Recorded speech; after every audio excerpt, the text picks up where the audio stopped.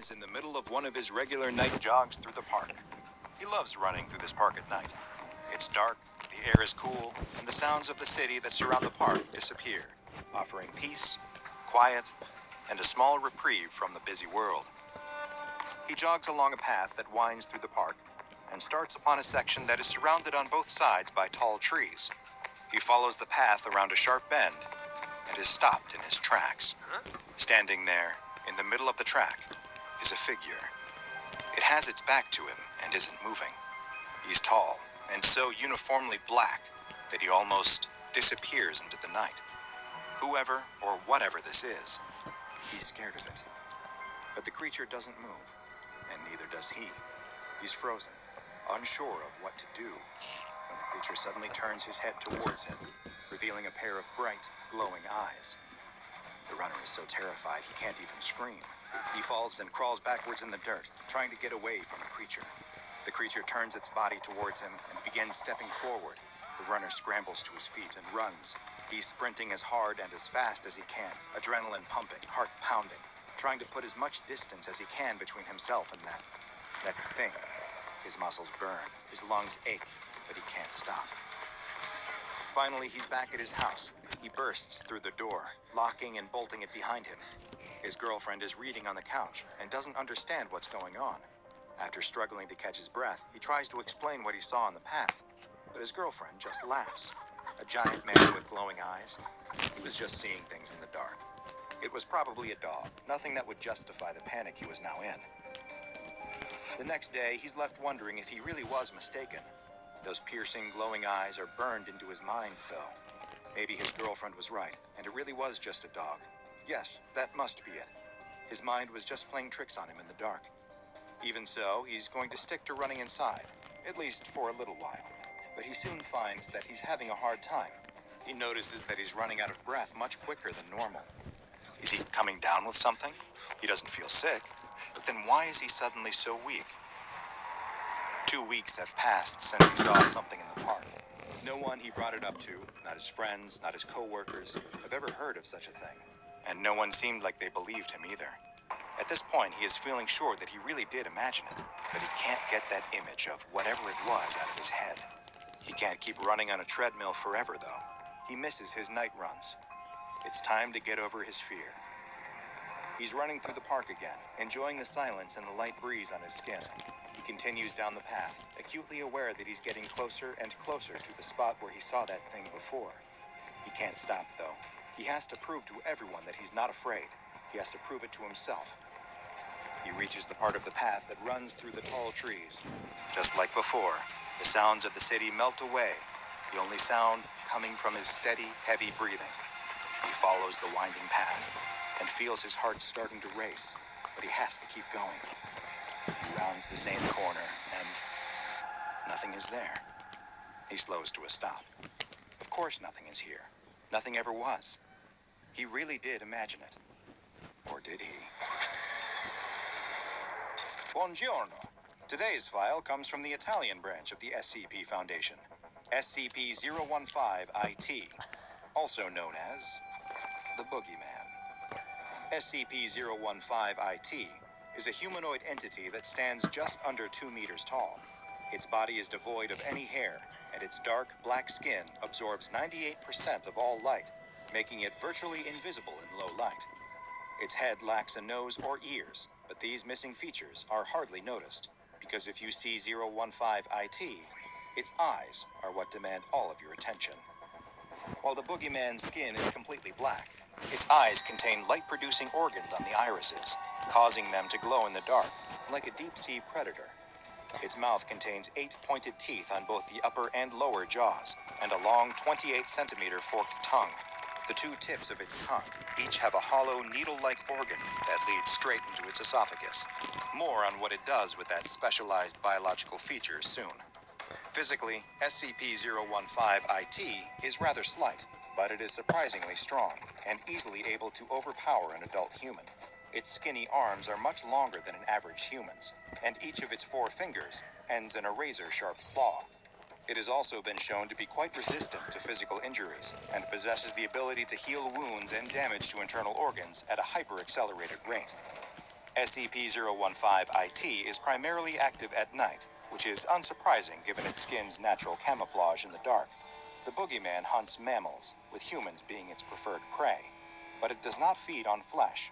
Instead, SCP-015-IT draws its sustenance from the adrenaline and noradrenaline produced by its quarry.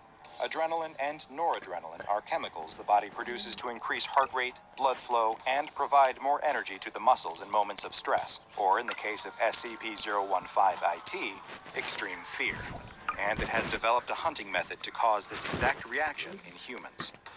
015-IT will usually hide in dark spots, trying to keep out of sight as much as possible as it stalks its next victim.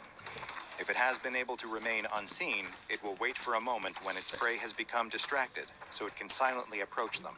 Once close enough, it will leap towards its unaware victim, grab them, and quickly bite them on the side of the torso, near where the adrenal gland is located. It uses its large teeth to anchor its mouth in place, as it uses the needles on its forked tongue to probe into their body. With one needle, it pierces directly into the adrenal gland and begins draining the blood that is now rich with fear-induced adrenaline. At the exact same time, the other needle releases a mild sedative, allowing 015-IT to feed and then depart without risk, as the victim remains immobile. Another anomalous effect occurs when someone is unlucky enough to actually see the boogeyman. Roughly 2 weeks after observing the creature, the person who saw it will begin experiencing various detrimental mental effects, including hallucinations and panic attacks. Some will also begin to experience physical issues, most often damage to the cardiovascular system. It is unknown why exactly these mental and physical effects occur, but it is theorized that SCP-015-IT may use it as a way to weaken certain prey that it considers too strong or potentially dangerous. In 2011, the boogeyman was actually contained, but not by the SCP Foundation. The Brotherhood of St. George's Knights is a secret order in the Catholic Church that was created by the Pope in the year 453 to either contain or eliminate all anomalies, and it was this group that first captured SCP-015-IT, which they designated as Dia 212, in line with their own classification system. While it was in their containment, they made a number of discoveries about the creature that they labeled as a shadow demon. First, they found that while it feeds on the fear of its victims by ingesting their blood, it doesn't actually require this to survive. Dia 212, as they call it, is an unstable entity, and feeding allows it to maintain its physical shape in our reality. In addition to its impressive physical strength, the boogeyman is also quite intelligent, as seen by its ability to successfully hunt, attack, and escape from humans.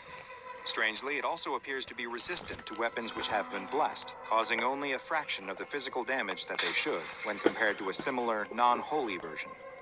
During the course of research into the creature, Father Ilardi, a member of the Brotherhood of St. George's Knights, wrote that despite the creature being repugnant beyond every limit, he believed that it had a gentle soul, and that its screams are similar to a pained cry.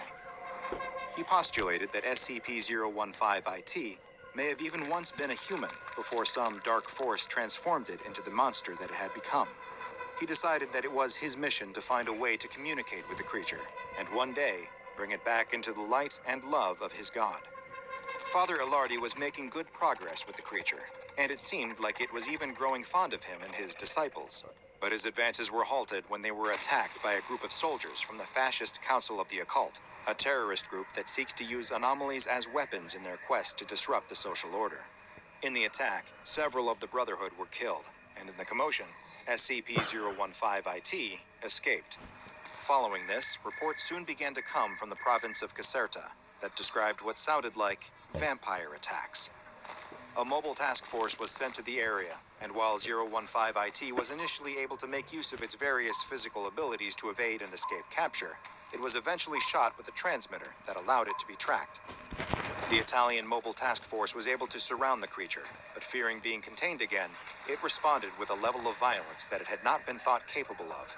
Several members of the task force were killed in the line of duty before the boogeyman could finally be subdued. Today, SCP-015-IT is contained at Site Vittoria in the Emilia-Romagna region of Italy. Since this anomaly is both sentient and highly unpredictable in its behavior, it has been classified as Euclid. It is kept in a standard humanoid entity containment cell and is monitored by video cameras and infrared sensors at all times. Due to the light-absorbing properties of its skin, its cell and the adjacent corridors are painted white and are to be kept well lit at all times. Twice a day, SCP-015-IT is given a normal domestic pig that it is allowed to feed on. Any personnel assigned to 015-IT duty must undergo a psychological assessment on a weekly basis, and, regardless of the results, must be cycled out after 3 months of exposure to the boogeyman. Now go and watch another entry from the files of Dr. Bob, and be sure to subscribe as we delve further and further into the SCP Foundation's classified archives. Ciao!